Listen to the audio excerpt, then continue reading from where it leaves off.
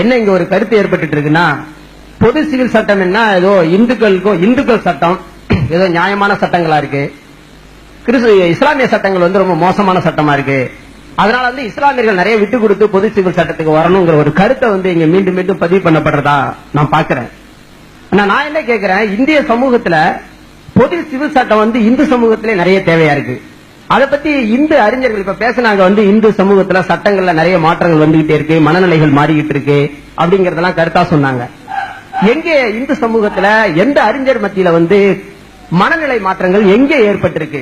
தினமும் ஒரு தலித் இந்து சமூகத்துல கொல்லப்படுறான், தினமும் தலித் பெண்கள் இந்து சமூகத்துல கற்பழிக்கப்படுறாங்க, நாளொரு செய்தியும் பொழுதொரு ஒன்னமாக அது வந்துகிட்டே இருக்கு. நேற்று முந்தானத்து கூட அந்த நிகழ்ச்சிகள் நடந்துகிட்டு இருக்கு. தலித்துடைய வாயில மூத்திரம் பெய்யறது நடந்துகிட்டு இருக்கு, மலம் திணிக்கப்பட்டது நடந்துகிட்டு இருக்கு. சங்கராச்சாரிக்கு என்ன இதை பத்தி அக்கறை இருந்திருக்கு? நான் நியாயமான கேள்வியை கேட்கிறேன். இஸ்லாமியர்கள் குருமார்களே இல்ல, சங்கராச்சாரி போன்ற குருமார்கள் இந்து சமூகத்தில் இருக்கிறதா சொல்றீங்களே, எந்த சங்கராச்சாரி இதை கண்டித்து இருக்கிறார்? எந்த சங்கராச்சாரி, எந்த மத குருமார்கள் இதுக்காக போய் போராடி இருக்கிறாங்க? இந்து சமூகத்தினுடைய ஒவ்வொரு தெருக்கள்லயும் ஒரு தீண்டாமை சேரி இன்னை வரைக்கும் உயிரோடு இருக்க, அதுக்கு பொது சிவில் சட்டம் தேவையில்லையா? ஏன் இந்த அறிவாளிகள், இந்த மத குருமார்கள் இதை பற்றி பேசுவதே இல்லை? ஏன் இஸ்லாமிய சட்டத்தை பிடித்துக் கொண்டு தொங்கிக் கொண்டிருக்கிறீர்கள்? இதற்கு நியாயமான கேள்வி. அம்பேத்கர் காலத்தில் இருந்து எழுந்து கொண்டிருக்கிறதே, என்ன நியாயங்களை இங்கு முன்வைத்திருக்கிறீர்கள்? ஏன் வரவில்லை? அதன் மீது ஒரு பொது சிவில் சட்டத்தை கொண்டு வா என்று எந்த இந்துக்காவது சொல்வதற்கு மனதைரியம் இருக்கிறதா? எத்தனை வேதனைகளை தலித்துகள் இந்த நாட்டில் சுமந்து கொண்டிருக்கிறார்கள். பேச பொது விவாதத்தில் வருகிறீர்களா? யாராவது தலித்துகள் பொது சட்டசபைக்கு போனீங்களே, ஏன் இந்த நிலைமை நாட்டில் இருக்கு? எந்த இந்துக்கு இதை பற்றி துடிக்கிறது?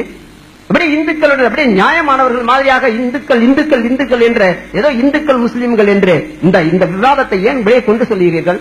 ஒரு இஸ்லாமியனாக மாறிவிட்டால் ஒரு தலித் நாளைக்கு அவனுக்கு கிடைக்கின்ற மரியாதை இஸ்லாம் சமூகத்தில் எவ்வளவு மரியாதை கிடைக்கிறது?